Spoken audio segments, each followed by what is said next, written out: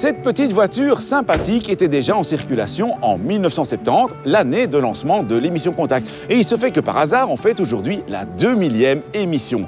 Je vous propose dès lors un petit retour nostalgique avec des archives et aussi une rencontre tout d'abord avec le premier Monsieur Contact. Mais pour cela, il faut me suivre en salle de montage.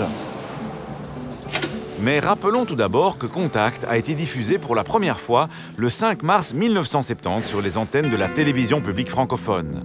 Se sont succédés pour la présenter Claude de Bruyne de 1970 à 1980, Martin Royen de 1980 à 1983, Jean-Marie Thézen de 1983 à 1990 et Daniel Denève de 1990 à 2001. Contact a été lancé pour contribuer à réduire l'hécatombe routière qui faisait à l'époque plus de 3000 morts par an. Contact a longtemps été produit par l'IBSR et la gendarmerie. Il est actuellement une coproduction de l'Agence wallonne pour la sécurité routière, de Bruxelles Mobilité et de la police fédérale.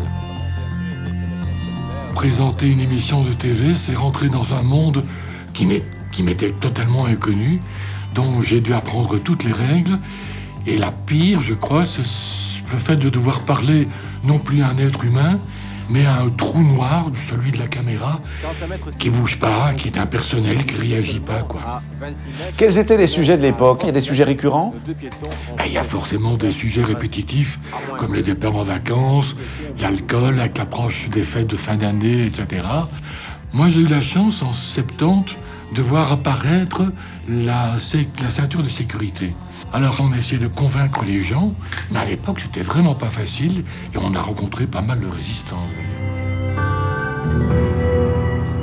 Comment t'expliquer, par exemple, ces carambolages, ces collisions en chaîne dans le brouillard ou dans l'obscurité?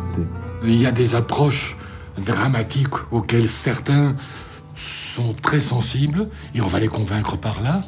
Et il y a des approches par l'humour auxquelles on va en convaincre d'autres. Donc il faut essayer toutes ces approches différentes pour convaincre le plus de public possible.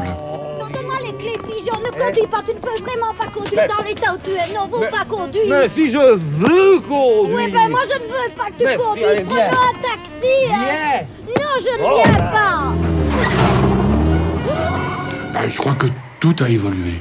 D'abord la voiture. Moi, ma première voiture, une coccinelle, il n'y avait pas de lave-glace à l'époque. On ne se rend pas compte de cela maintenant. On a amélioré la tenue de route, le freinage, etc. Et les conducteurs sont-ils meilleurs ou moins bons?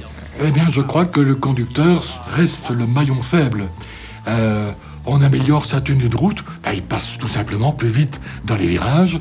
On améliore son freinage, il va coller celui qui le précède d'un peu plus près. La sécurité routière bouge constamment. La voiture autonome en est le meilleur exemple. Mais je vous dis, attention, pas trop vite, heureux. Je crois que des émissions Contact ont encore un avenir. Merci Claude de Bruyne pour ce témoignage. C'est moi qui te remercie. La semaine prochaine, nous évoquerons à nouveau le passé avec un autre ancien présentateur de l'émission, vous savez, celui qui porte si bien la moustache. À la question de la semaine dernière, il fallait répondre que l'accès à un rond-point est réglé par un stop ou un céder le passage. A gagné cette semaine un sac laptop Davids. La question, le premier présentateur de Contact était Claude de Bruyne, Martin Royen ou Jean-Marie Thézen. Soit vous téléphonez au 0905 56 493, soit vous envoyez un SMS au 60 20 en tapant Contact 1, 2 ou 3 et vos coordonnées complètes.